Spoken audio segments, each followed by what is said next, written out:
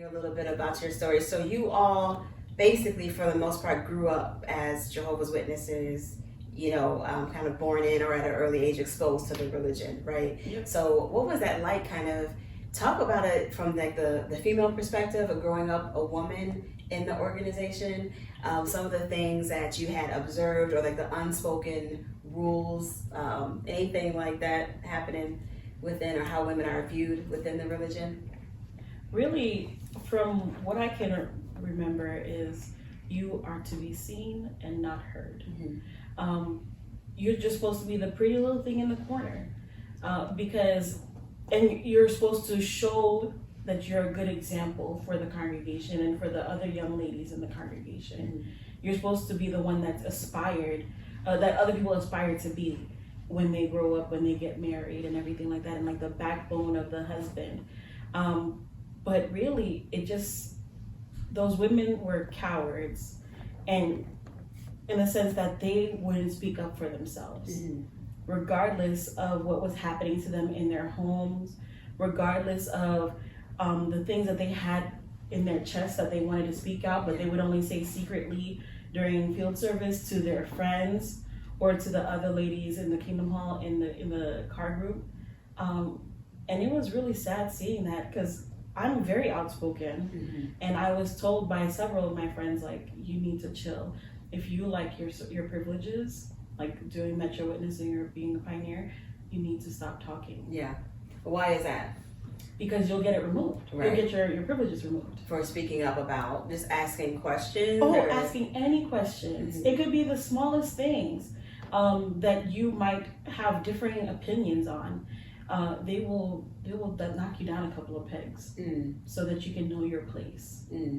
So how did you feel? Like, what were your emotions? That you're growing up, you're becoming a woman, and you getting ready to study, honestly. Yeah. Okay. Mind you, my dress is below my knees and nothing's really showing, but it's just all very secretive, very like you have to, and these are all unspoken rules. Like, no one tells you well, sometimes they don't, but usually no one tells you exactly what you're wearing or exactly what you have to say or exactly what you have to do. It's all kind of like pressured, and just like if you do something that they kind of decide is you're towing out of the line, then that's when they kind of like reprimand you in some way or give you a talking to, and just keep having those discussions until they slowly break you down and you're following whatever rule it is that they'd like you to follow. You give in and say, you know what, I really don't like spaghetti straps anyway. Like, Yeah. I don't want to be cold. Or you kind of convince yourself that, it does make sense. And this brother so-and-so or sister so-and-so, they always have our best interests. They have that on like the assemblies where they have someone like kind of going through the mental process and kind of telling you this is how you should. When you start feeling those doubts or start feeling uncomfortable with something, you need to reason and think that this person is trying to help you, be the best, person you can be for Jehovah, right? And for his kingdom. Because the objective, right, of women is to, like, what are the goals of women in the organization? Finding a spouse. Being a good wife. Number one. That is the number one. No joke. I've had a lot of friends, like, their goal was, I need a husband, because they wanted to be full-time pioneers, and you can't be a full-time pioneer if you're broke. And they didn't want to live with their parents any longer. So if you didn't follow those rules that the brother said, like, oh, you're looking a little provocative, literally the older sisters would be like, the brothers, they're not going to want to talk to you if you keep on dressing like that. Like, they want somebody that looks modest, that, because they would have a poster at the Kingdom Hall that showed how long your skirt is supposed to be, and how close you should be, like, less cleavage the better. They literally had it outlined for us before you even walked into the hall. Oh wow! On one of the so they defined what modesty looked like. Absolutely. This is what's modest. Absolutely. And you were supposed to fall in line with that. So we got getting married. That was the number one goal. Number one for a woman. Being a good wife was number two, I would say. Everything that they taught us, even before you got married, I felt like was solely to be a good wife, be a good sister so that you can eventually be a good wife, be a good sister so that you could eventually become a good mother. It was never be a good sister so that one day you can have this goal, or be, whoever you'd like to be. It was just that one goal was to become a spouse, and then to, continue serving another man in the organization. Yeah. to further the work. Your privilege is becoming the wife of an elder or the wife of a CO because you made it at that point.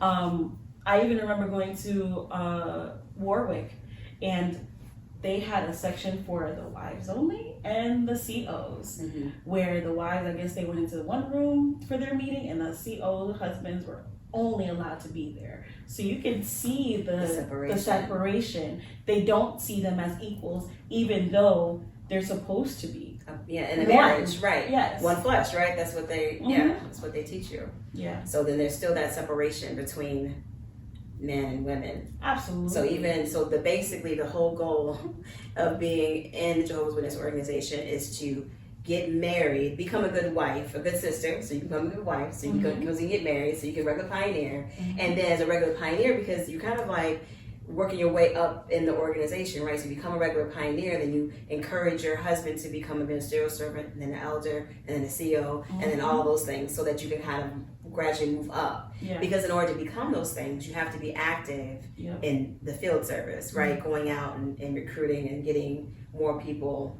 to join. Yeah. So what was that like when you were teenagers kind of coming up and you had people kind of going to college and talking about careers, and here you are supposed to be a wife, not a doctor, a lawyer, a scientist.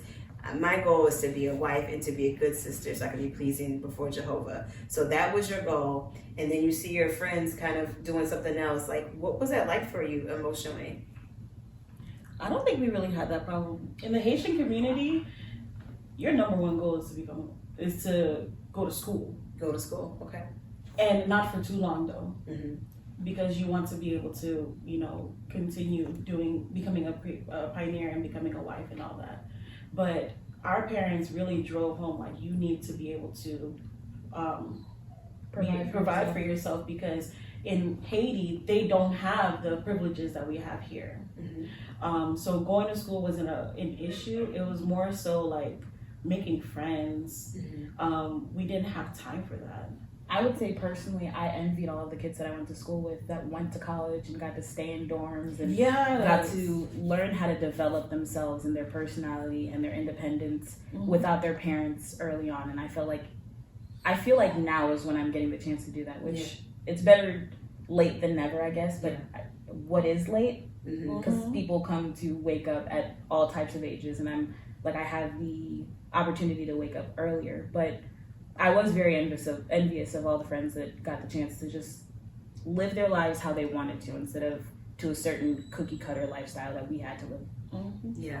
So you were still around them, but still separate at the same time. How did you deal with that? I would say I definitely struggled with that, and I also struggled with figuring out my personality versus what the cult kind of wanted me to go down a path, finding a balance that made me happy, because I struggled a lot with following the rules and being happy with them as they insist that you should be. But I definitely was struggling with trying to find a path that would make me happy and trying to discover myself while still within the confines of the cult. And that was another struggle for me. And also the making friends as well, trying to just be a part of the world and seem normal and feel normal, not feel like such an outsider to everyone else, but at the same time feeling guilty because of that, because then you feel like you're betraying a whole people that you're not defending just by existing and not saying anything or just going about your life in a normal way. So I think there was just a lot of struggle with that and integrating into the world in that way. Yeah, definitely. Because you're so used to everybody thinking the same way and acting the same way, and here you are exposed to something outside the bubble that you grew up in, and now your faith is tested even more, because now you are adults, right, going to school and getting an education, and you have to learn. Let's say you're in class and you touch on something that really sparks an interest in you, and you want to pursue that more. Don't you have to reel that back in and say, well, no, I'm only allowed a certain amount of time for schooling? Is that something that you had to decide on your own, or did your family members vote? Or as far as what type of schooling, what would you go to school for? Was that something that you decided? Because you said you're going to go for a couple of years, right? Not too long. I I was given the opportunity to decide what I wanted to do.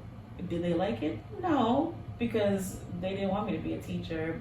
They really wanted me to be like in the medical field, like Vladimir.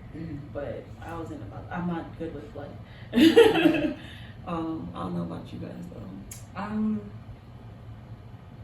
you repeat the question? Yeah, I'm so sorry. No, it's fine. I was just saying that was your career, what you decided to go to school for. Was that something that you decided, or something that you felt like you had to do?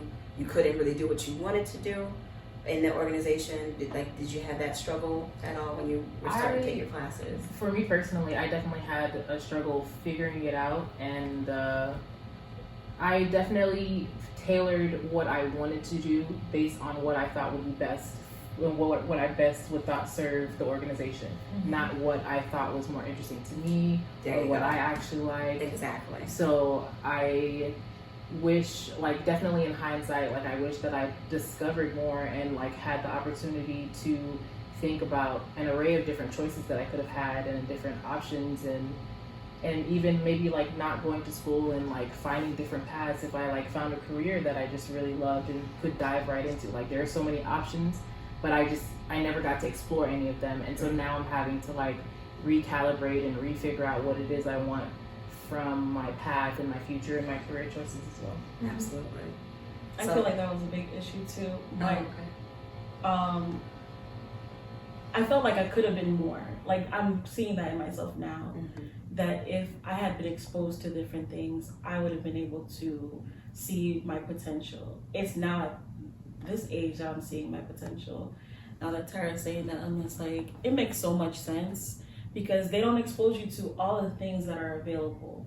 Could have been a lawyer, could have been a businesswoman, but again, because they're so focused on men, they don't allow women to see their potential in life.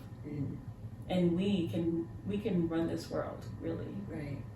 Almost like a second-rate citizen in your own family. So when it comes to that, so not even almost. They tell you honestly, straight up things like that. Like, you are submissive to your husband. Anything, like, you can have ideas, but at the end of the day, you don't get to make decisions. Like, the elders in your congregation make decisions. Whoever is the head of household. To the point where I personally felt against marriage, because I was just like, I don't want to get married and give up all my power, all my decisions, all my reasoning to some random, not some random person. Like, who are you to tell me no just because you said no? That's me. I have that autonomy. So I think that was just something that's not given. Autonomy, the right to like formulate your own thoughts and your own opinions and things like that, is just kind of like suppressed. Yeah, at a young age too. Right. When you're supposed to be learning those skills to develop those things, so that when you're older, it's not as hard. Yeah, and that's part of adjustment to come out of that and having to kind of learn all over again how to put everything together, because you're still kind of figuring it out after you had your awakening experience. So talk to me about that moment that you started to wake up. What was that like for you? I know Vladimir said he met with each of you kind of individually, kind of put a little sprinkle there, a little dash there, and kind of planted these seeds. So what was your thought when your brother or your close family member came to you and said, yo, this is what it is? You know, how did you feel about that? I personally was already dealing with my own struggle. I never felt accepted by the witnesses. Quite frankly, I didn't feel accepted anywhere, because I was supposed to belong to this group of people that felt like they were always rejecting me, and I couldn't be part of this other group of people because that's where Satan resided. You felt rejected within the congregation? I did, regularly. Like how so? It seemed like everyone was catching up spiritually at the same time and at the same rate, and I was going a lot slower. I questioned a lot. I was told very often that the reason why I was questioning a lot is because I wasn't allowing Jehovah to touch my heart. And so I went through a process of like just telling myself like that's the rule just because, which has never made sense to me, and it still doesn't make sense to me just because. I have to prove everything to myself these days. And so that answer was never an answer enough for me. And so I think that questioning and just wanting to live autonomously, is that a word? Wanting to live autonomously. Wanting to live autonomously. And I think people were able to see that in me before I was able to see it myself. And I think that goes against the grain of having to live by a certain lifestyle. Yeah. And so there's no way that I could have been accepted being the kind of person that I am, that I just can't go with the flow of things.